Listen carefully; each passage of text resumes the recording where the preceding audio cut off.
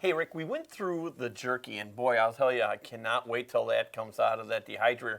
Let's talk a little bit about the breakfast sausage. You guys got seasonings for pretty much everything. Pretty much everything, and we'll do a couple different seasonings today, but the breakfast sausage is one of my personal favorites. And you can make breakfast sausage either with a casing or without, and this morning we're going to do it without a casing. We're going to do patties, which is actually how I prefer to do it. It really works nice. Now we're going to do some pork mix-in with our venison. Okay. We're going to mix those together, and we're going to make some patties. And what I really like to do is I'll take that patty, and I'll use my cast iron skillet. I'll get it up to a nice hot temperature where you throw a little water in there and sizzles right off, right? And not too hot, but hot enough where water evaporates instantly. Then I'll pick about 4 patties and I'll lay them out on there and I'll cook them for about 3 minutes aside. That's it, huh? Yeah, and then flip them over, but then here's the key. I take that off the heat and I set it off on the side while I make breakfast. They'll continue to cook on that cast iron skillet. That's about 6 minutes, and then they'll actually cook on there. That cast iron, retains the heat. They'll cook out in there, and then that will actually make a really nice breakfast sausage for you. Will you flip them again as they're sitting there or not? I will. You don't have to, but you flip them a little bit. Now our breakfast sausage is a little bit sweet, so it'll caramelize a little bit, and that side will actually be really, really flavorful when you do it. Okay. All right. So here we have about a pound of pork. We're going to put in a couple pounds of the venison. Now our packets are 5 pounds, and today we're going to do probably about 2.5 pounds. We'll do about half a packet. There's no cure pack in this, so that means that they do have to stay refrigerated or frozen until you're going to use them. Okay. All right. Sounds good. Now, put that off on the side. We'll put our pork in here like that. Now, I've been doing this for a while, but I would recommend people do measure it.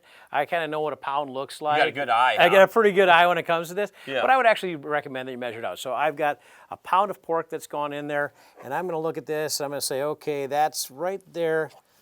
That's about another pound. And again, it's not as critical with this because you don't have a cure pack in there. Right. So it's not quite as critical. It's more of a question of, how much flavor you're going to have in that profile when you eat it. So I've got just the right amount of meat in here right now. I'm going to add the seasonings. Now, again, I'm going to recommend. I was just going to say. Always use that top, otherwise you spend about 10 minutes coughing and sneezing. And I'm doing about half of that. It's about half of that mix. Put it off on the side. I'm going to do the same thing. I'm just going to go ahead and start mixing that up.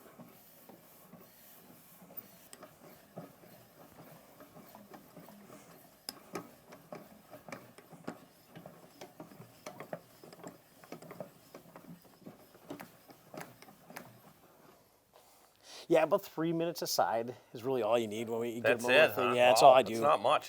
No, it's really not, but when you let it sit in the cast iron afterwards. Right. Yeah. I always feel like people overcook a lot of stuff.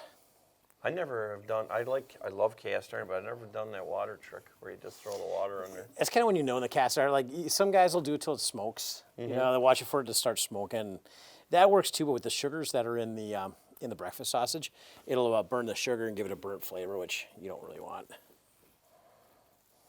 All right, so what we're doing right now is I made the balls of meat to begin with. I kind of proportion them each the same. They're about a 1/4 pound, maybe slightly more than a 1/4 pound. And you'll see I've made a few up here and I've got a few to make here, but all I do is hand pat them. Pretty simple. Huh? Pretty simple. Now we add a lot of that pork to it, so you see how they stick together? Right. If we hadn't added that pork to it, They'd be falling apart. They'd be falling apart, yeah. And they would fall apart while you're cooking them too. What I like to do, and hopefully the camera can pick this up, I've got this maybe 3/4 of an inch thick. That's about the right thickness. I was telling you about how to cook them earlier.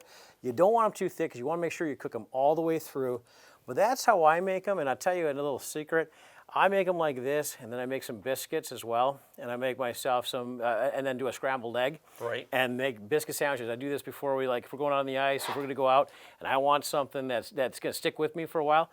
Cook up some of this breakfast sausage, put them on some fresh biscuits, throw a scrambled egg on top, and off you go. And I tell you what, you have a happy crew. Right. Yeah. It's always good to have a happy crew. It always is.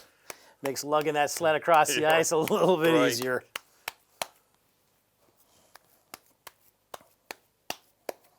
Yeah, now we're going to vacuum seal these. We vacuum seal them, we'll lay them all flat like that, and we'll lay them out in the bags and we'll vacuum seal them.